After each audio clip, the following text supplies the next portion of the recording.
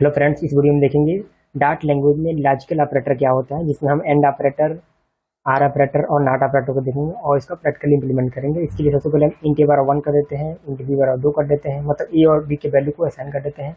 और हम यहाँ पे इफ एल्स कंडीशन लगा के चेक करेंगे कि कैसे इसका यूज करेंगे हम।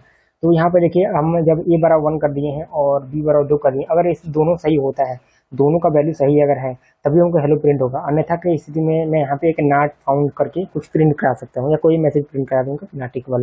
ओके, तो मैं यहाँ पे नॉट फाउंड केवल प्रिंट कर रहा हूँ। जैसे मैं इसको रन करूँगा तो आप देखेंगे कि हमारा जो पहला वैल्यू है वो सही है, मतलब इफ वाला सही है कंडीशन, क्योंकि ए बराबर 1 और बी बराबर 2 ऑलरेडी आपको दिख रहा है। इसका मतलब ये है कि हमारा यहाँ पे ट्रू है। ठीक है, तो हमको हेलो प्रिंट होगा। और एल्स में क्या है, हमारा नॉट फाउंड है, तो समझ सकते हैं कि यहाँ पे मेरा वो है। इसके अलावा नॉट ऑपरेटर का भी यूज कर सकते हैं यहाँ पे, लेकिन मैं इसके बाद से आर ऑपरेटर का दिखाऊंगा कि कैसे आर ऑपरेटर का यूज करेंगे। आर ऑपरेटर में क्या होता है कि ए और बी दोनों में से कोई एक वैल्यू अगर सही होगा ना, तो भी हमारा क्या हो जाएगा, इफ वाला कंडीशन ट्रू हो जाएगा।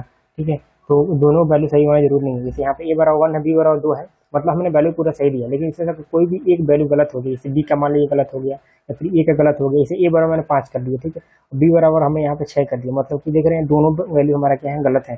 तो इस कंडीशन हमारा यहाँ जो प्रिंट होने वाला है वो नॉट फाउंड प्रिंट होगा। लेकिन मैं चाहता हूँ कि उन दोनों में से कोई एक सही हो, हेलो प्रिंट हो, तो इसके लिए आपको दोनों में से कोई एक वैल्यू ट्रू करना होगा। जैसे अभी मैं यहाँ पे 5 है, उसको मैं सही करके 1 कर देता हूँ, तो आप जैसे रन करूँगा तो मुझे यहाँ पे देख सकते हैं जो प्रिंट होगा वो हमारा हेलो प्रिंट होगा, क्योंकि इसमें से कोई भी एक वैल्यू ट्रू होना चाहिए, चाहे वो ए का वैल्यू ट्रू हो या फिर बी का वैल्यू ट्रू हो।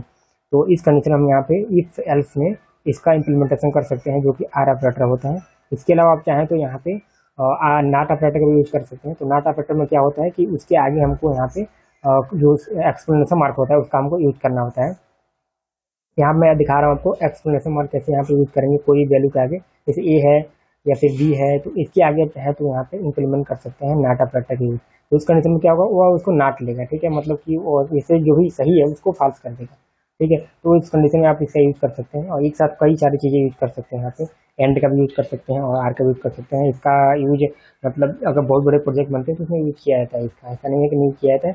तो नॉट ऑपरेटर यहाँ पे यूज कर सकते हैं यहाँ पे। तो ये हमारा रहा लॉजिकल ऑपरेटर में एंड ऑपरेटर, आर ऑपरेटर और यहाँ पे नॉट ऑपरेटर। तो यहाँ आप देख सकते हैं नॉट फाउंड, और बहुत सारे यहाँ पे इसको यूज कर सकते हैं अलग अलग जगह पे।